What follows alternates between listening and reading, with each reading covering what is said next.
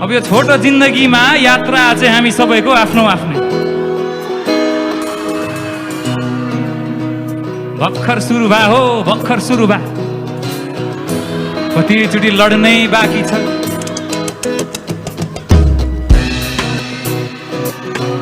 लडिन्छ धेरैचोटि, तर जसरी लडियो त्यही रफ्तारमा उठिन्छ। 3-4 वर्ष बितेको चालै पाइँदैन है, चालै पाइँदैन, साला चालै पाइँदैन। आउने दिनहरूमा नयाँ साथीभाइ इष्टमित्र, कहिले नसुनेका कुरा, कहिले नभोगेका कुरा, कहिले नबुझेका कुरा, कहिले नभोगेका कुरा।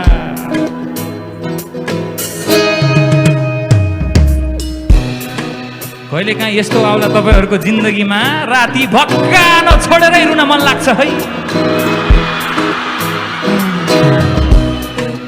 जिन्दगीसँग हार मान्ने अवस्थाहरू करोडौं आउँछ, करोडौं आउँछ। आफ्नो दिमागभित्रका अनगिन्ती स्वरहरूले लाइफमा लिएका डिसिजन्सहरूलाई कोतार्छ, साह्रै कोतार्छ, साह्रै कोतार्छ, साह्रै कोतार्छ।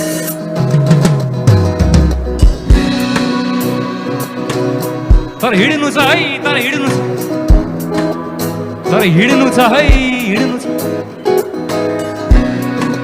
मान्छे भएर यो संसारमा आइया छ, यो संसारसँग भिड्नु छ है, यो संसारसँग भिड्नु छ।